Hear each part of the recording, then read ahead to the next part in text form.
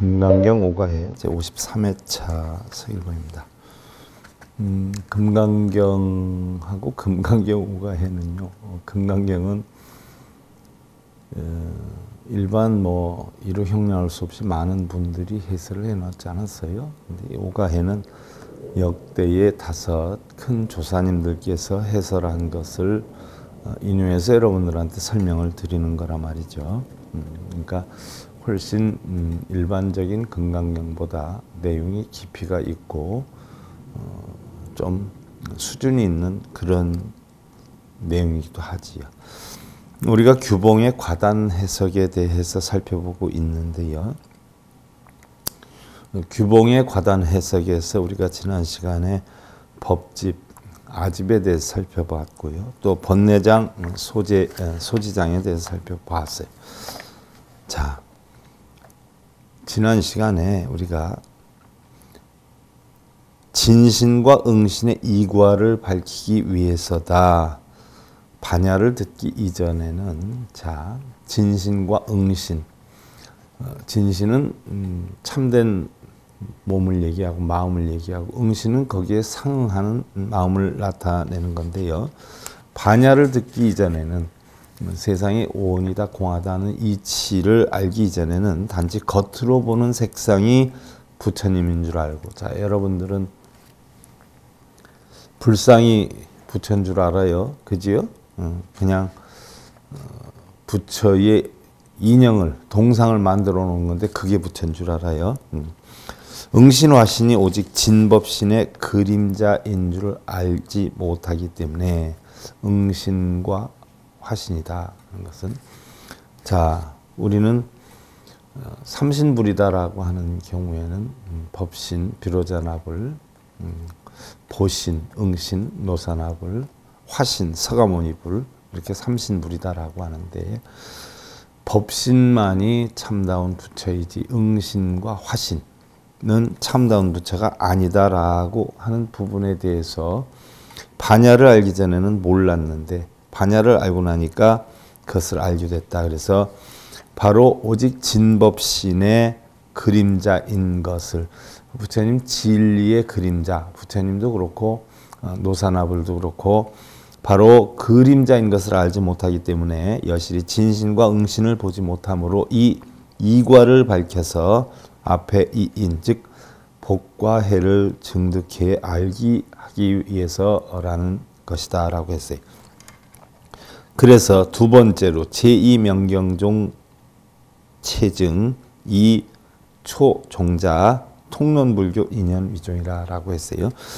제2경의 제2경의 총체를 밝히는데도, 이 금강경의 총체를 밝히는데도 두 가지가 있는데, 초, 종, 처음이나 종, 이 경의 뿌리, 근원이라는 것은 모든 불교를 통론하면 인연법으로 종을 삼는다라고 했어요. 자, 화엄의 요체가 연기이지 않아요? 그리고 우리 불교의 요체가 인연법이에요. 그래서 이 금강경도 결국 처음이 되었던, 또 금강경 전체의 근원이 되었던, 알고 보면 전부 인연법으로 근원을 삼는다는 이야기고요.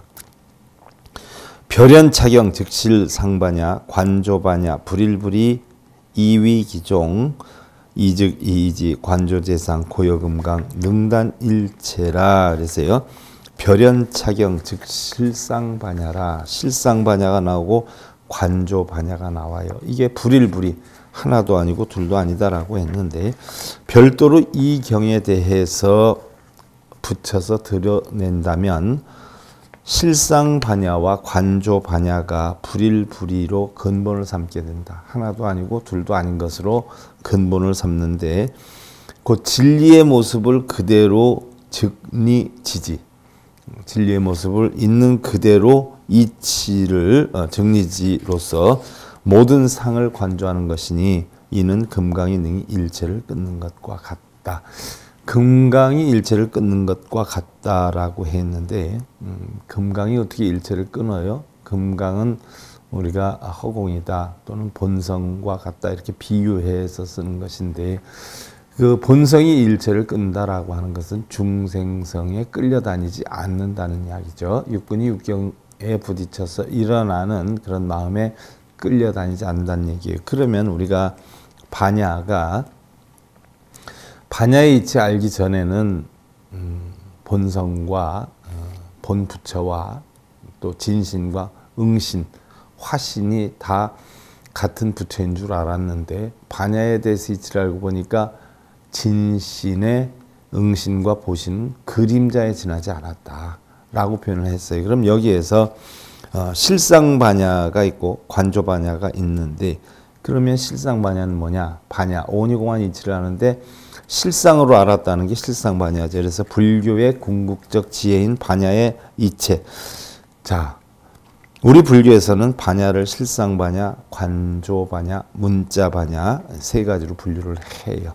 그러면 실상반야라는 것은요, 본래 중생에게 갖추어져 있는, 본래 중생에 갖춰져 있는 본질적인 것이다. 실상. 우리 중생에 갖춰져 있는 본래의 마음을 뜻하는 거예요. 그 다음에 관조반야다. 관조반야다.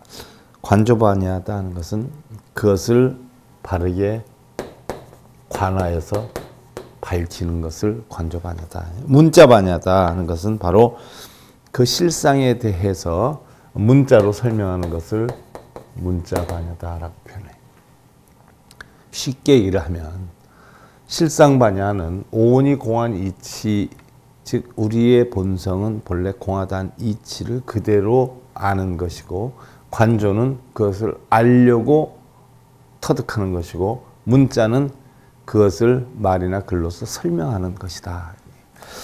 자, 이 실상반야에 대해서 원효는 유와 공과 여규, 역공, 또 비진, 비속, 비유, 비공으로 분류를 했어요. 실상반야에 대해서. 자, 우리가 깨달음을 얻으면 성철 스님 101법문에서도 공부를 했어요. 우리가 교정에서는 쌍차 쌍조다라고 얘기를 한다라고 했고 선종에서는 진공 묘유다라고 했어요. 우리가 공하다 그러면 공한 자체로 공만 있는 게 아니라 거기엔 유도 있을 수 있어요. 그래서 색불이공 공불이색이다 이렇게 표현을 하잖아요. 공 속에는 유도 존재할 수가 있어요. 있는 그대로를 보는 것도 사실은 공이거든요. 텅텅 비어서 보는 것도 공이에요. 어디에 끌려다니지 않는 그 이치를 공이다라고 하죠. 그러면 유 있기도 하고 공 비어 있기도 하고 역유 역공 역시 있고 역시 비어 있고 또는 비진 비속 비유 비공이라고 하는 것은 참되지 않고 속되지 않고 또한 있지도 않고 공하지도 않다 하는 네 가지로 분류를 해서 봤어요. 반야에 대해서. 그리고 중생이면 누구나 갖추고 있는 열애장이 실상반야다라고 주장했어요. 열애장이다라고 하는 것은 제법 실상이라 우리 중생들도 겉으로는 중생이지만 본성을 찾아보니까 다 불성을 지니고 있더라. 이것이 바로 열애장사상 아니에요. 그래서 그 열애장이 불성을 지니고 있는 그 사실이 실상반야라고 했고요. 이는 부처나 진리의 입장에선 교설이 아니라 중생 속의 열애를 강조한 것이다. 중생성이 있지만 중생성을 만들어낸 거 의지하는 건 중생성에 의지하는 것은 결국 본성이잖아요. 본성의 육근이 육경을 부딪혀서 움직이는 중생성이 되는데 이 중생성 속에는 알고 보니까 그 근본은 본성으로 되어 있다. 그래서 중생 속의 열애를 강조한 것이다. 이게 바로 열애장 실상반야다라고 했고요. 원효는 이 실상반야를 금강장, 정법장, 묘업장 등으로 풀이를 했다. 금강과 같이 견고하게 장엄이 되어 있다. 정법, 12분별 집착이 없는 바른 법으로 장엄이 되어 있다. 또한 묘한 업으로 장엄이 되어 있다. 이렇게 풀이를 했어요. 그 다음에 이제 관조반야에 대해서는 3종 반야 중에 하나인데 현상계의 실상을 비춰보는 지혜다라고 했어요. 현상계, 이 모든 현상계에 있는 그대로 실상을 비춰보는 지혜, 관조한다라는 얘기예요. 실상은 모든 사물의 참모습을 일컫고 나아가 영원불멸의 이치를 말하는데 따라서 실상은 바로 부처님의 깨달음의 내용을 가리키는 이력 또는 실성, 실다운 성품, 열반, 니르바나, 또 무위, 어디에도 걸림이 없는 이런 말로 표현을 했고요. 이와 같이 현실과 본질을 둘이 아닌 하나의 조화된 세계로 봐서 본성 속에 중생성이 있고 중생성 속에 본성이 있다라는 이야기죠. 하나다는 얘기죠. 현상, 즉 실제, 차별, 즉 평등으로 보는 것이 관조이고 그 관조가 바로 지혜이다. 오온이 다 공하지만, 그죠? 오온이 다 공하지만, 자, 예를 들어서 우리가 그 화음의 이치로 놓고 볼 때 현재 우리가 눈으로 보이는 것이 실상이에요. 근데 여기에다 어떤 인연이 형성이 돼요. 그러면 나타나는 것이 현상이에요. 근데 이 모든 것이 실상이든 인연이든 현상이든 어디에서 다 작용하느냐? 마음에서 작용한단 말이죠. 그래서 이 마음에는 실상도 있고 현상도 있다. 본성도 있고 중생성도 있다. 하는 작용을 이야기하는 거예요. 자, 우리가 흔히 실상 얘기하는데 그러면 실상은 바로 우리 불교에서 이야기하는 모든 존재의 참된 본성을 이야기를 해요. 진여 법성의 의미도 내포하고 있고요. 또 서가 깨달음의 내용이 되는 본연의 진실을 의미하고요. 이려, 실성, 무위, 열반도 결국 실상과 같은 뜻으로 쓰여요. 그래서 실상의 다른 이름이다 이렇게 표현을 하기도 하지요. 그래서 우리가 흔히들 뭐 제법 실상이다라고 표현하는데 불교의 근본 진리를 가리키는 용어의 하나로서 용수, 제법 실상이라는 것은 바로 용수보살 150년에서 250여 년 정도까지 사셨다라고 하죠. 용수보살에 의해서 공의 의미도 포함한 것으로 강조된 이래 대승불교를 일관하는 근본 사상이 되었다라고 했어요. 실상이다, 공의 이치다, 용수에 의해서 이게 드러났다는 이야기죠. 그러나 이 말이 의미하는 내용은 종파에 따라 차이가 있다라고 했어요. 결국은 뭐 우리는 중도 사상이나 중간 사상이나 용수보살에 의해서 형성이 된 거 아니에요, 다. 그랬는데 각 종파별로 또 이것을 달리 표현하는 그런 경우도 있다는 얘기예요. 예를 들어서 삼론종에서는 공리를 제법의 실상이다라고 해요. 공리, 공의 이치를 제법의 실상이다라고 표현을 하고요. 그런데 공리는 유와 공을 함께 파한다. 유도 있다고 보지 않고 공도 있다고 보지 않아요. 그래서 유와 공을 함께 파해서 파는 일 그 자체도 집착에 머물러서는 안 된다. 우리가 흔히들 뭐 얘기하잖아요. 우리는 뭐 공이다라고 하는데 공이다라는 곳에 머무르면 그건 공이 아니다라고 해요. 바로 공이다라고 하는 자체도 깨뜨려야 그게 공이 된다라고 하는 이야기인데 바로 삼론종에서 이야기를 하는 게 그거죠. 우리는 진공묘유다 이렇게 표현을 해요. 진공묘유. 그러니까 진공, 참다운 공 속에는 묘하게 유가 있다라고 표현을 한단 말이죠. 그런데 진도, 공도, 유도 또한 비워야 되고 비워야 되는 집착에도 결국 비워야 이게 참다운 실상이다 이렇게 표현을 하고요. 천태종에서는요. 제법 실상을 삼중으로 구별을 해요. 세 가지 중요한 것이다 또는 무거운 것이다. 그래서 초중, 첫 번째는 인연에 따라 생긴 제법이 그대로 공임을 가르쳐 실상이라고 한다. 자, 인연에 따라서 생긴 모든 것들이 다 공이다. 왜? 또한 달리 변해가니까 공이 되는 거예요. 실상이 인연에 따라서 변해서 현상이 됐는데 현상이 실상이 다시 되지 않아요? 이랬을 때 또 다른 인연을 만나면 또 변해가지요. 뭐 예를 들어서 부부가 고요했는데 평안했는데 서로 사이가 좋았는데 어떠한 부적절한 여건으로 인해서 싸우게 돼요. 그 부적절한 여건이 인연이 되는 것이고 싸우게 되는 것이 현상이에요. 그럼 본래 고요했던 거 서로 평안하고 화합됐던 건 없어졌어요. 그러니까 이게 공이 되죠. 그래서 현상은 싸움으로 나타났어요. 다툼으로 나타났어요. 그럼 이 다툼 자체가 뭐예요? 현상으로 나타났지만 현재 있기 때문에 이걸 실상으로 봐요. 이거 안 되겠다 해가지고 화해라고 하는 인연을 또 만들어요. 그러면 다시 고요해지죠. 이랬을 때 싸웠던 것도 결국 없어졌어요. 이제는 다시 고요해졌어요. 그러기 때문에 싸웠던 것이 공으로 돌아가요. 이런 얘기를 하는 거예요. 그리고 두 번째 차중은 공과 유를 제법으로 규정하고 공도 유도 다 법이다라고 규정을 하고 별도로 중도 제일의 제를 이치를 세워서 실상이라고 한다. 무슨 얘기냐? 공과 유도 함께 존재한다. 실상과 현상도 함께 존재한다. 그러나 실상에 머물러서도 안 되고 현상에 머물러서도 안 되고 오로지 중도에 머물러야 된다라고 주장하는 또 하나의 방법이 있고, 그 다음에 말중 세 번째 중요한 것은 차별의 현상을 모두 제법이라 한다. 자, 이런 현상을 모두 제법이다. 이것도 법이고 저것도 법이다. 있는 것도 법이고 없는 것도 법이다. 또한 부처도 부처고 중생도 부처다. 이렇게 표현할 수 있는 거죠.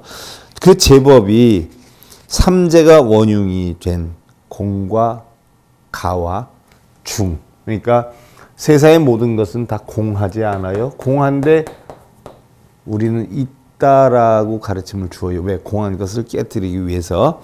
그런데 알고 보면 공도 가도 중도 전부 알고 보면 실상에 포함이 된다. 이렇게 주장을 하죠. 그래서 이러한 참모습을 가르쳐서 실상이라고 한다 했어요. 즉 일체가 완전히 조화를 이룬 상태. 그래서 부처가 중생이고 중생이 부처다 하는 사상이 여기에서 형성이 될 수가 있어요. 그래서 세상의 모든 것은 다 실상이다. 제법 실상이다. 이렇게 놓고 보니까 세상의 부처는 부처가 아닌 것이 하나도 없다. 이런 논리가 형성이 되는 거죠. 자, 근데 선종에서는 본래 진면목을 실상이다라고 해요. 본래 진면목. 또 정토종에서는 진여를 제법 실상이다라고 해요. 진여, 바로 청정함 그 자체죠. 아미타불의 명호를 실상법이라 한다. 바로 아미타불이라 하는 것은 본성을 뜻하죠. 우리가 미타정토 삼부경에 보면 이게 정토정에서 얘기하는 거예요. 아미타불이 결국은 뭐예요? 청정이에요. 그래서 정토는 유심정토다라고 했죠. 마음속에 있다라고 했어요. 그러면 미타는 누구냐? 여러분들은 흔히들 뭐 아미타불이 따로 있는 줄 알지 않아요? 그런데 정토종에서는 미타정토 삼부경에서는 바로 자성이 미타다. 자성이 미타다. 바로 자기의 본성이 미타다 해서 그거를 주장하고 있어요.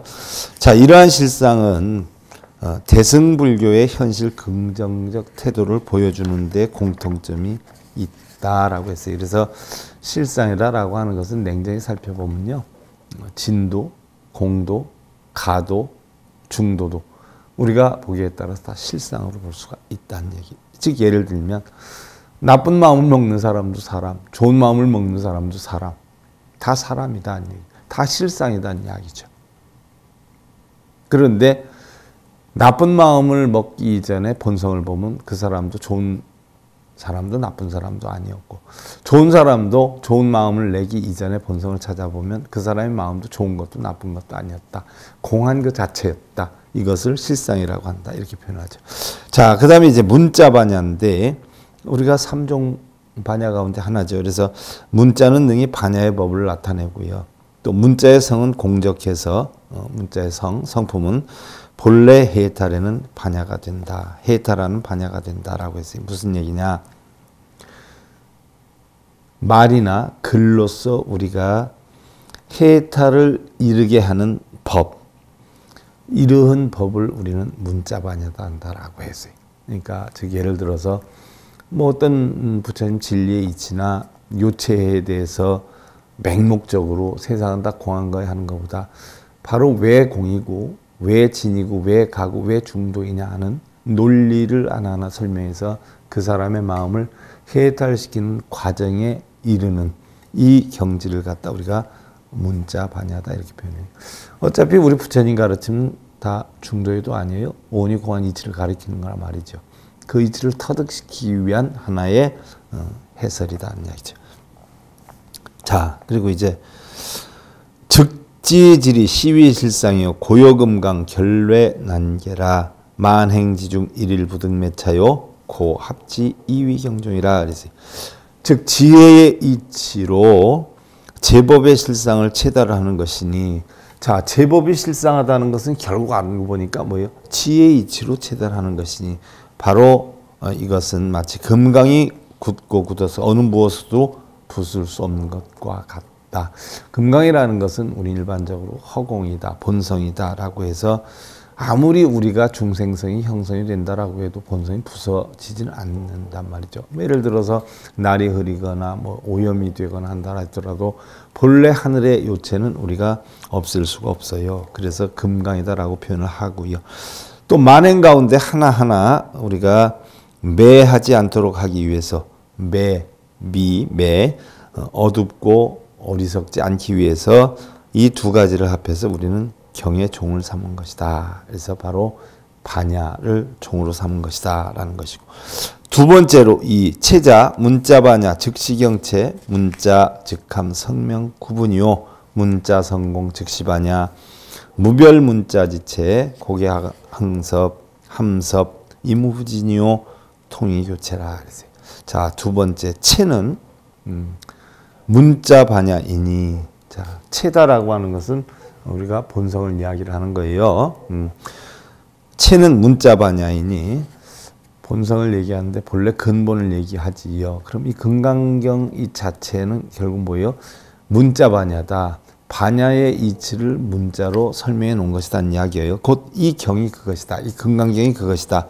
문자의 체는 성명 구분에 포함되어 있으나, 성명 구분이라는 것은 음성, 또 낱말, 구절, 문장 이런 것에 포함이 되어 있지만, 문자의 성품이 빈 것이 곧 반야라. 알고 보면 이 문자도 설명하기 위해서 바로 음성이나 낱말이나 구절이나 문장에 포함시켜서 했지만, 알고 보면 이 문자의 성품도 비어 있는 것이다.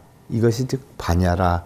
별다른 문자의 체가 없으므로 그것을 모두 다 포함하여 함섭하여 이치가 다하지 않으면 없는 것을 통틀어 가르침의 체로 삼은 것이다. 그래서 이치가 다하지 않다, 다하지 않음이 없다. 그러니까 모자름이 없다라는 이야기죠. 이것을 가르침의 체로 삼은 것이다.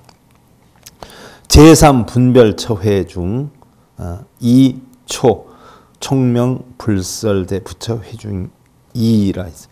제3 처회를 밝히는 것에도 두 가지가 있나니, 곧 또 모임 이런 걸 밝히는데도 두 가지가 있느니, 처음에는 부처님이 설하신 대부의 처와 600부 반야죠. 부처님이 설하신 600부 반야 경, 600품으로 되어 있죠. 600권 반야.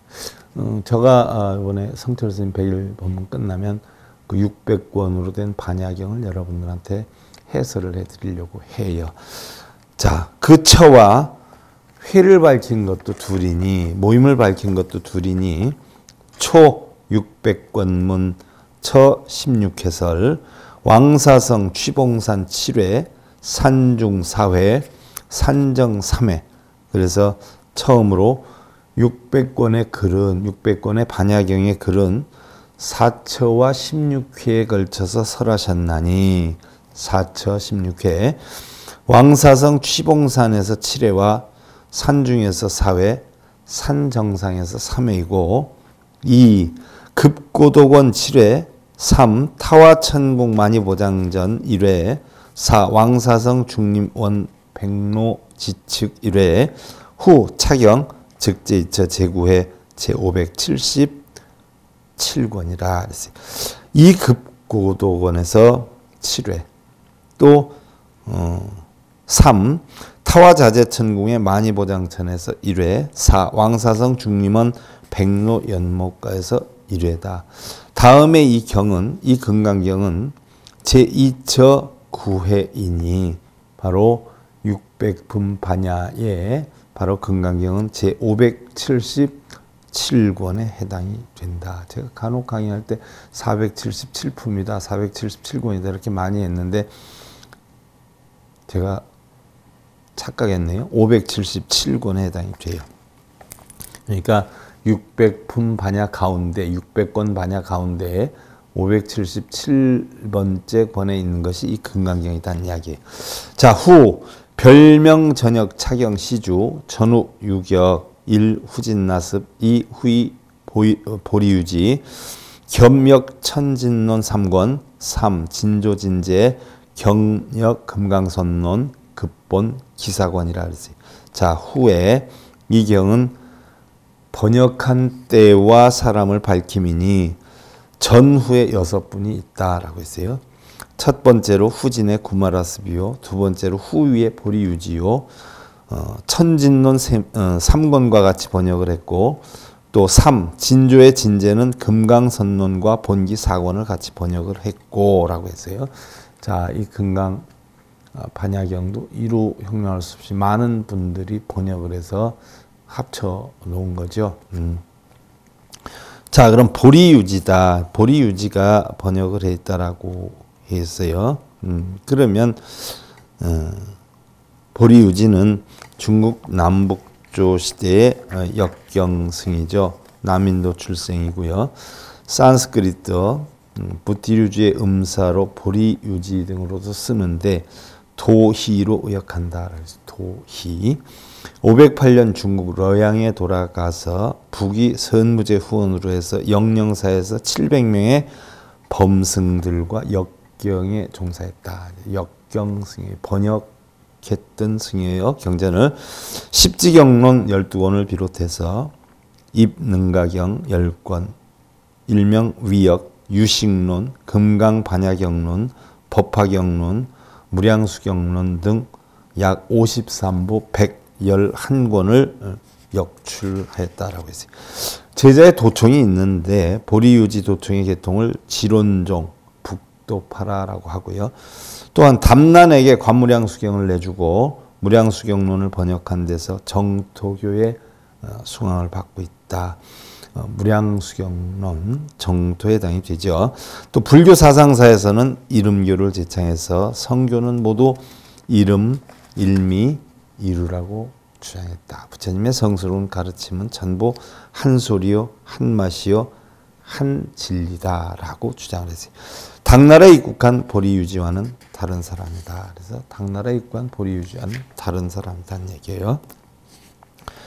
자, 네 번째로 4. 수조급다 겸역 무창론 양권 5. 당초 현장 우일조 3장 역공덕시론 2권야 혹 대주의정 병제역 천진론 3권 상육인 개3장이라.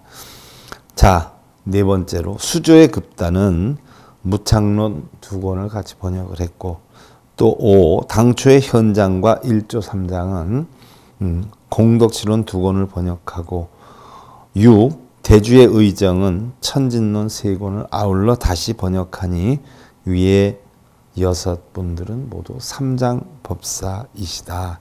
삼장법사는 경사, 율사, 논사. 경에 능통하면 경사, 율에 능통하면 율사, 논에 능통하면 논사라고 그러지 않아요? 그런데 경율론에 능통하면 삼장법사.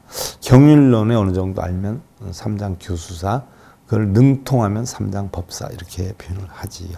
삼장이다라고 하는 것은 우리가 경장, 율장, 논장 세 가지의 불서를 일컫는데요. 경장이다라고 하는 것은 부처님 교의를 집성한 것이죠. 부처님 교의. 또 불교의 경전이 최초로 성립된 것은요. 서가모니 열반 3개월 후에 열린 제1결집에서 최초로 성립이 됐죠. 가섭이 초집하고 우바리가 유를, 또 안한존자가 바로 교법을 편집했는데 500여 명의 비구가 모여서 경률의 결집으로 500결집이다라고 하죠. 또 제2결집은 불멸 100년 후 서가모니 부처님께서 열반하신 후 100년 뒤에 바이살리에서 700명이 모여가지고 비구가 모여서 논의를 했는데 14비법 결집이다라고 표현을 하기도 하지요. 14비법이다라고 하는 것은 10가지 부처님 법이 아닌 법을 인정하자. 이젠 부처님도 안 계시니까 바꿔나가자. 뭐 일례를 하나 들면 탁발을 해서 공양을 하는데도 뭐 부처님 계실 때는 그림자가 한 뼘 이상 넘어가기 전에, 내가 먹기 시작해서 그림자가 한 뼘 이상 가기 전까지는 맞춰야 되는데 한 뼘 이상 넘어가서는 안 된다는 법이 있었고요.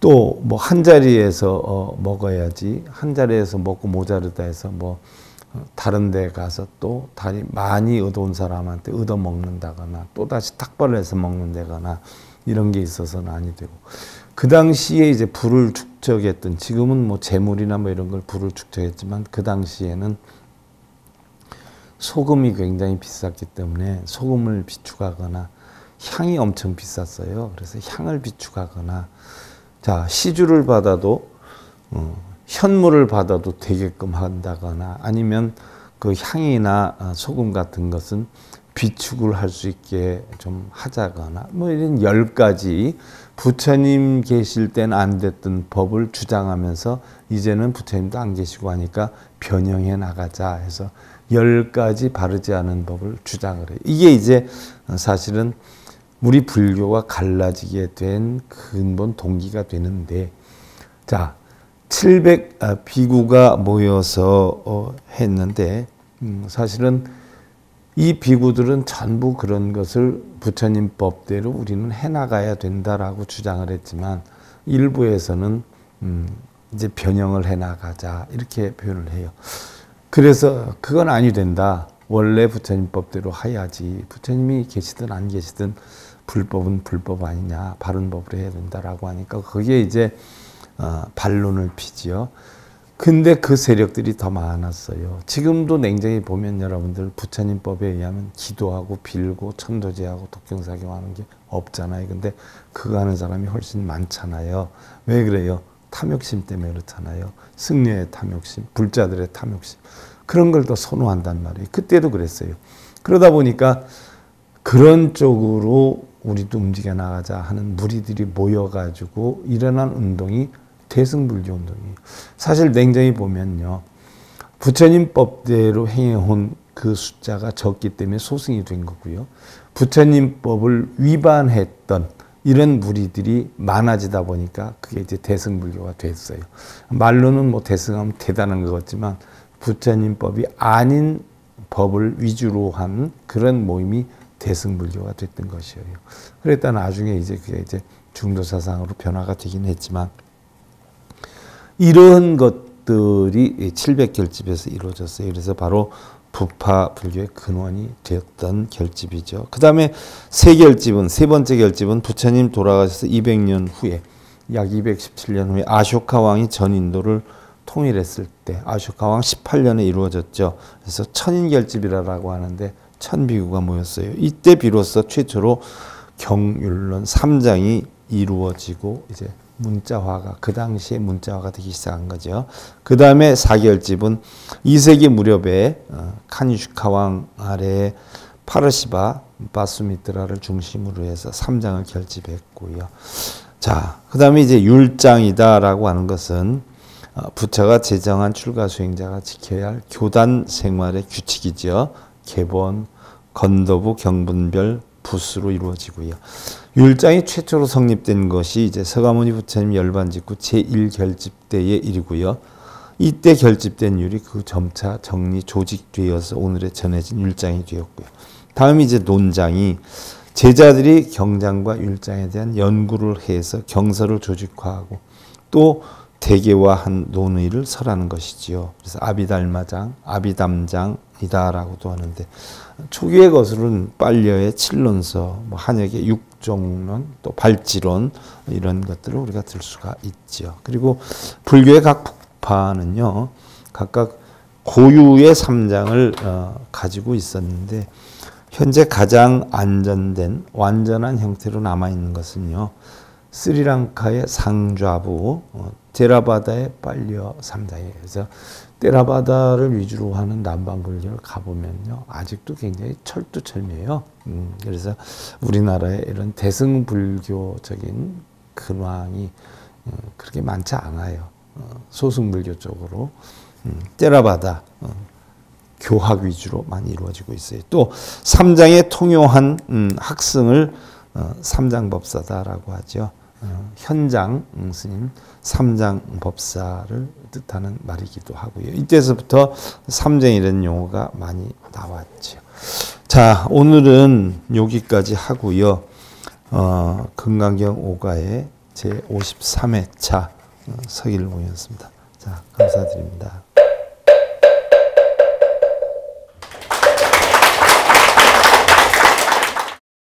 행복으로 가는 징검다리에 서길봉 스님이 여러분들을 초대합니다. SIB 불교교육대학에서는 더 듣다, 생활 속의 천수경, 달마대사 성관법, 현대생활 불교 법요지, 불교학개론, 성찰스님 백일 법문 등을 비롯한 다른 불법, 다른 진리, 서길봉 스님의 SIB 불교교육대학.